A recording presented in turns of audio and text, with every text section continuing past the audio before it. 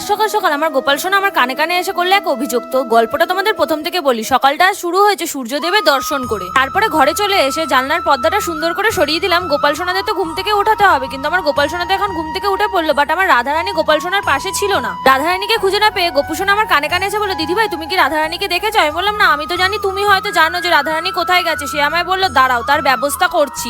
তখনই গোপাল সোনা বাঁশিটা বাজাতে শুরু করলো, তখনই আমরা একটা মিষ্টি ঘুঙুরের শব্দ শুনতে পেলাম। তারপর গোপু সোনা আমায় বললো, তুমি এবার চলো আমার সাথে, কোথায় আছে রাধারানী আমি বুঝে গেছি। তখনই আমি দেখি যে এখানে তো মেঝেতে একটা সুন্দর ময়ূরের পালক পড়ে রয়েছে, আর সেটা একটা দিক নির্ণয় করছে। তখন আমি বুঝতে পারলাম তার মানে আশেপাশেই কোথাও আছে। আমরা তাকে পেয়ে গেলাম, কিন্তু সে এখানে পেছন ঘুরে বসে দেখি উমা, এখানে তো সে এখন বসে বসে আমার গোপু সোনার জন্য শৃঙ্গার করছে, আর কত সুন্দর লাগছে তোমরা দর্শন করে না। তখনই আমার গোপু সোনাও কৃষ্ণ সেজে তার কাছে চলে আসাতে সে মাথায় ময়ূরের পাকার হাতে তার বাঁশিটা দিয়ে বললো, তুমি এবার বাঁশিটা বাজাও। ওদিকে তারা প্রেম লীলা করতে থাকুক, এখন আমি তোমাদের নামগুলো নিয়ে নিই। অদিতি, রাজদীপ রায়, অপর্ণা, অহনা, বিট্টু পাখি। রাধে রাধে সকলকে।